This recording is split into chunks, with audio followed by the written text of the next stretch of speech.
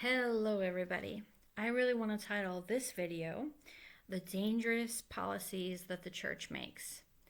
Those dangerous policies actually create some of the schism between heaven and earth.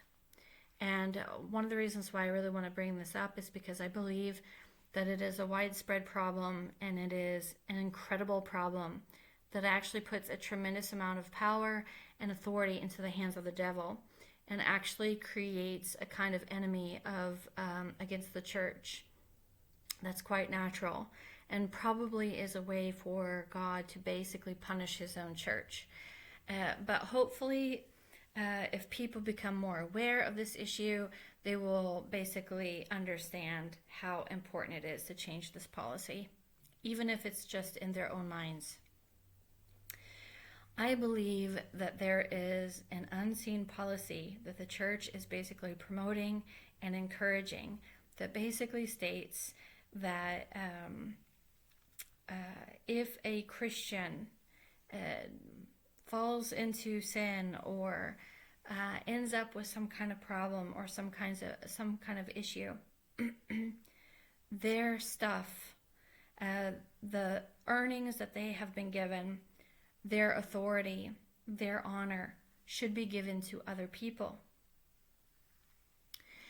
And I believe that this is especially targeted towards women, women in the church.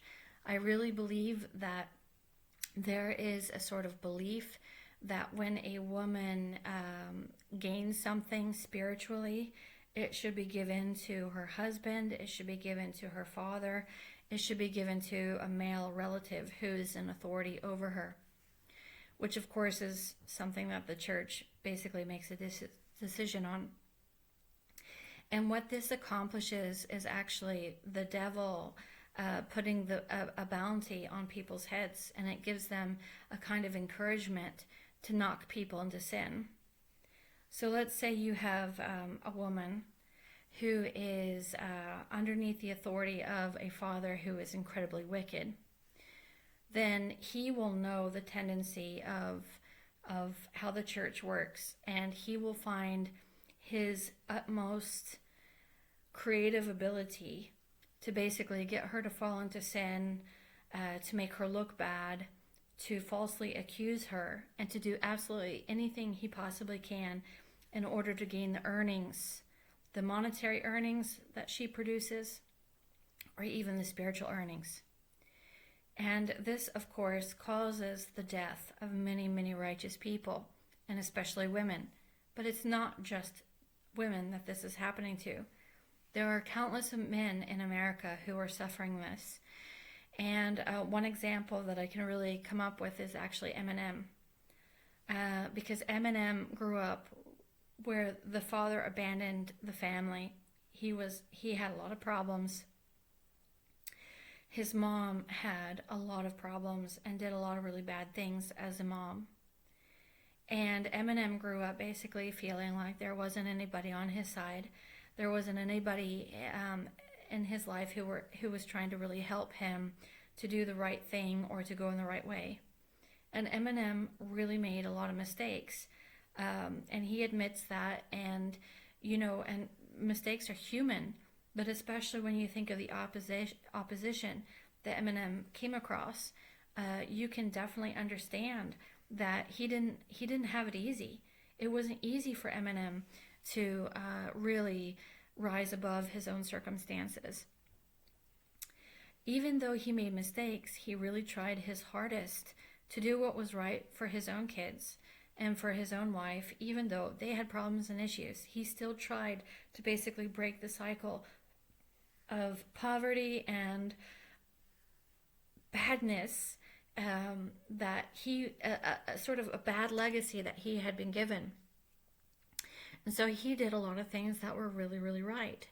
And I personally believe that God blessed him because he tried to do the right thing in spite of having every reason in the world to just get angry and just to continue on the cycle that he was taught. He really tried to do the right thing. And his own mom, his own mom who wasn't there, who wasn't supporting him, who was taking advantage of him his entire life, who was bullying him his entire life, as soon as he became really successful, she basically took him to court and tried to sue him for a good size of the pie.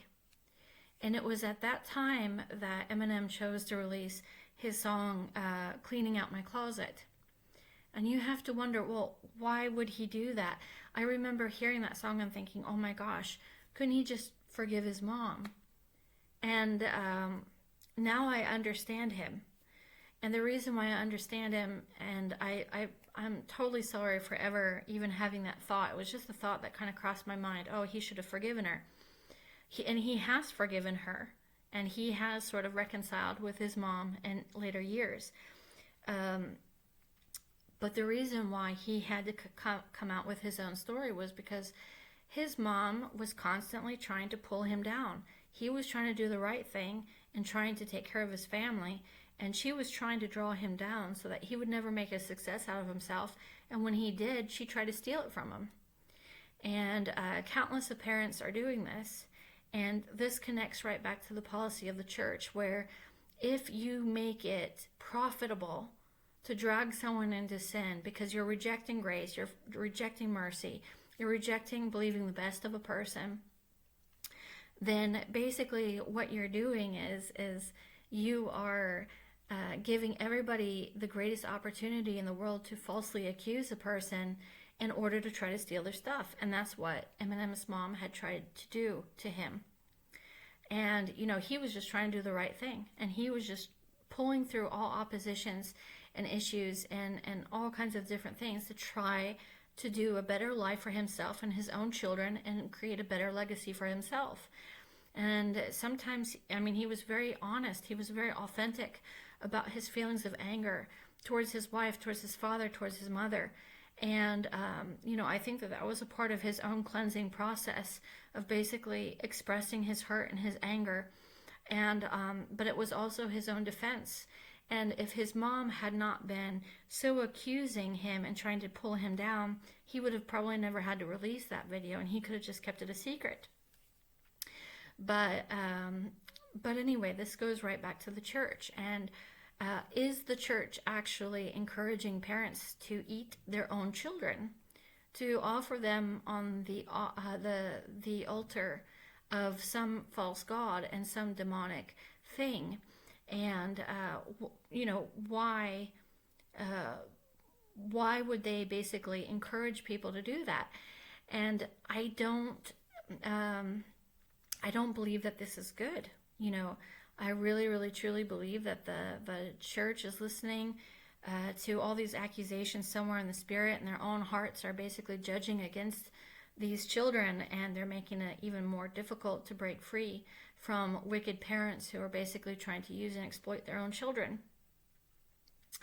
So I have a deep amount of sympathy and love for Eminem. I really believe that, you know, I can understand the pain of pouring yourself into trying to break free from a bad cycle and having everybody in your family trying to drag you down and trying to pull you under. And it's not easy. And so the church really needs to come alongside. And if they hear these kinds of stories, they need to find out what's going on before they make judgments in the wicked parents' favor as well, because there are a lot of wicked parents who are basically eating their children alive and cannibalizing them. So, you know, I really, really, truly believe that the church policy is encouraging these kinds of behaviors. And they're basically making it almost impossible for children of wicked parents to ever do anything better for themselves. So the policy needs to change. You know, if a person does something good, no matter if that person also did, okay, it's a little bit like this. If you do a lot of bad, if you do something good, you're not going to undo the bad. But if you do something bad, it should never undo the good that you do. And unfortunately, there's a real conflict in the way that people and humanity are judging human beings, because they're thinking like, well, if I did one good thing, then that should absolutely discount the million of bad things I've ever done. I shouldn't have to apologize for these things because I did this one good thing. And, they're also trying to suggest that, well, this person did a million good things and this one bad thing, so they shouldn't have to repent either.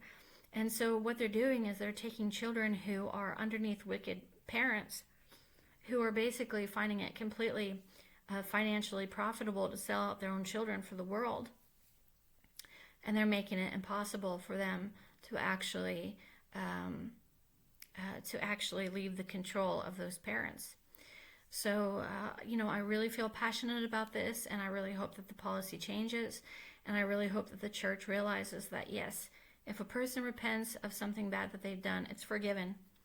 If they've done something bad, the good that they have done should never be erased. A good work that a person has done should never be given to a parent. It should never be given to a husband. It should never be given to another person who did not earn it. Because what happens is, if the spiritual goodness of Eminem, let's say, because he did try to do everything right, if he's gained spiritual authority, if he's gained monetary success, if you give that to his mom who is wicked, because she found out some kind of way of tearing this man down, and you give it to her, you're basically promoting wickedness. And if that woman refuses to repent, which she has, and it seems like everything's going well between the two of them, great.